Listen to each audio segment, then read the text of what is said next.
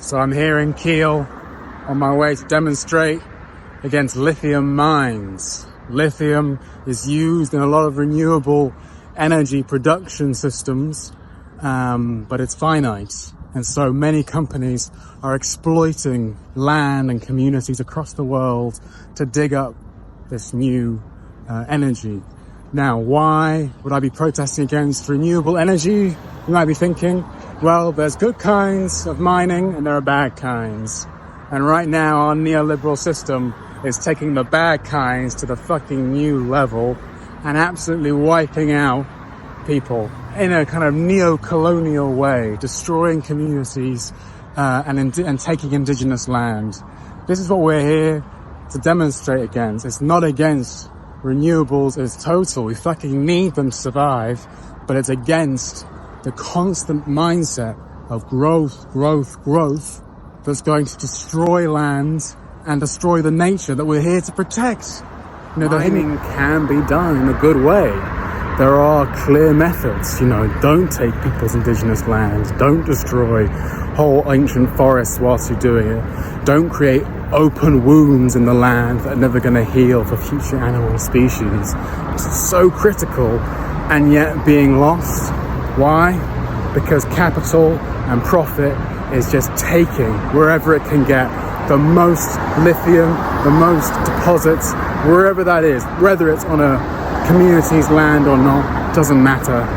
One of the communities we're here today in solidarity with is Barroso, up in the north of Portugal, a beautiful, bucolic community that I have been to and visited, and I can tell you it is precious. It is absolutely precious. And right now the Portuguese government is planning to dig it dry. They want to use shit tons of water, more than Portugal has, to use the spare, particularly with growing temperatures, to dig up this lithium mine. I mean, the last prime minister even resigned in corruption scandal around it. It's just a total mess, and it's going to wreck this beautiful community, these beautiful World Heritage sites up in northern Portugal. And so today here in Kiel, I want to bring that story across Europe and let people know what's happening. Another community we're here today to support are the Serbians. Rio Tinto, the big multinational company, is trying to take lithium from Serbia, and in doing it in the most extractive, painful way possible.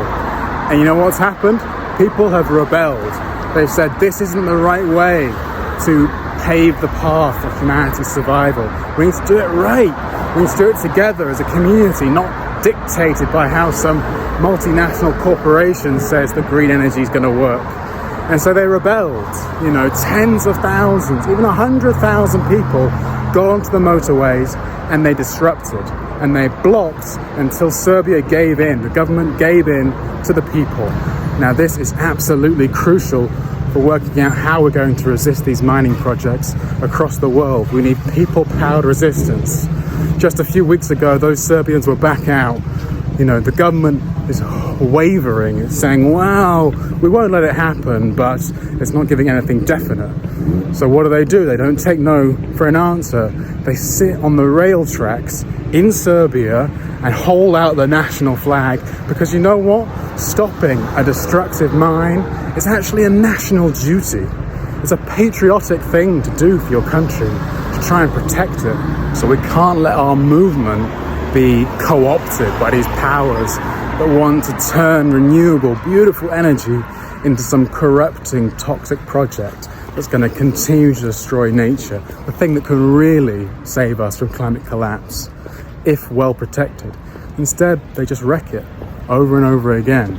So what we can do is be in resistance against those companies, against the ones that are saying, oh, we know how to do green energy.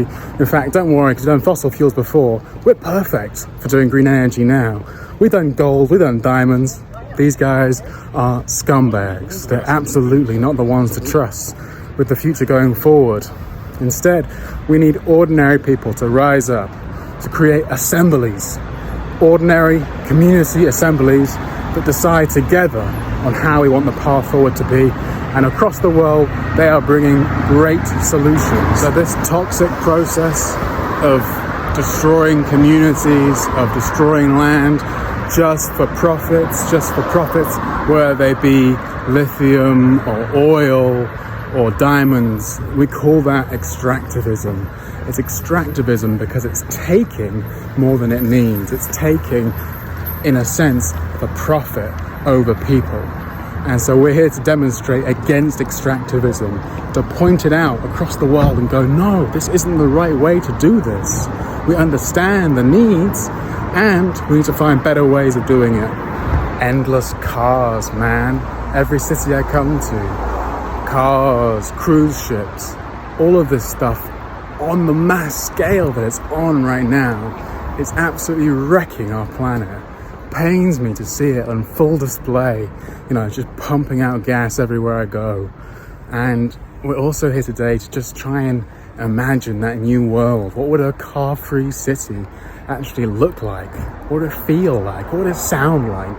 These things can be beautiful if we come together as a community and imagine them, rather than letting big fossil fuel advertisers say, no, consume more now, get on that next plane, here's the deal. That shit's fucked. We need to move on.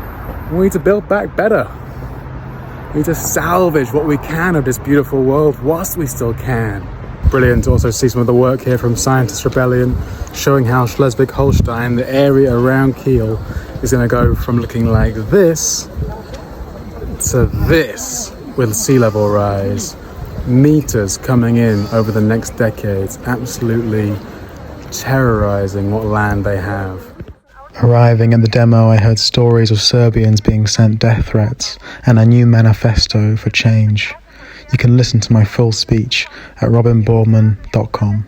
Sign up for the movement at linktr.ee/stopextractivism.